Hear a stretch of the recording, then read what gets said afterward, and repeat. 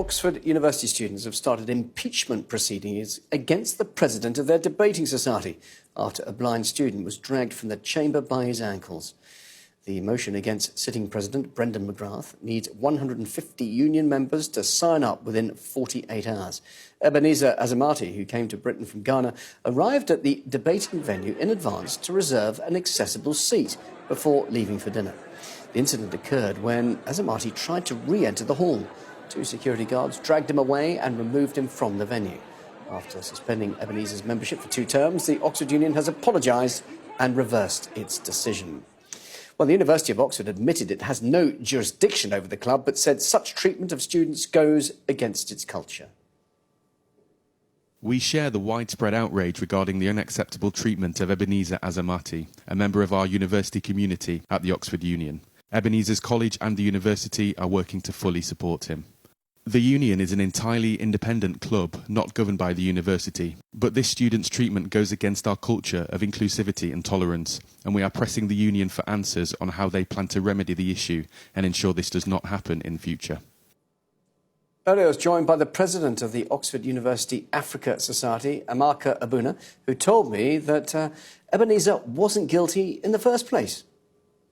I think the important thing about removing the president is, holding people accountable for their actions. He was in a position to make a better decision and handle the situation more responsibly, but he chose to do otherwise. So I think, first of all, it shows that people should be held accountable. But I think more importantly, this is part of a much longer process of, first of all, advocating for policies that makes the union more accessible and inclusive and safe for all students, but also working with institutions within the university to ensure that these incidents do not occur in the future. And yet the union has backtracked, hasn't it? It reversed the earlier decision to suspend Ebenezer's membership. Yes, they have backtracked, but that's the very least they can do, because Ebenezer wasn't even guilty in the first place. What we're demanding now is accountability. Brendan McGrath has to resign. The security persons involved have to be punished. And Mr. Azamati has to be compensated for all of the trauma he has had to endure since this incident occurred. And at the moment, there is a petition. What sort of response are you getting on that?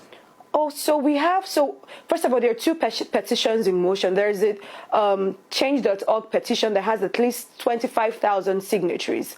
Today, an impeachment for the removal of the president, for the removal of the president, has at least about 270 signatures already. So there's a lot of pressure for Brendan to step down.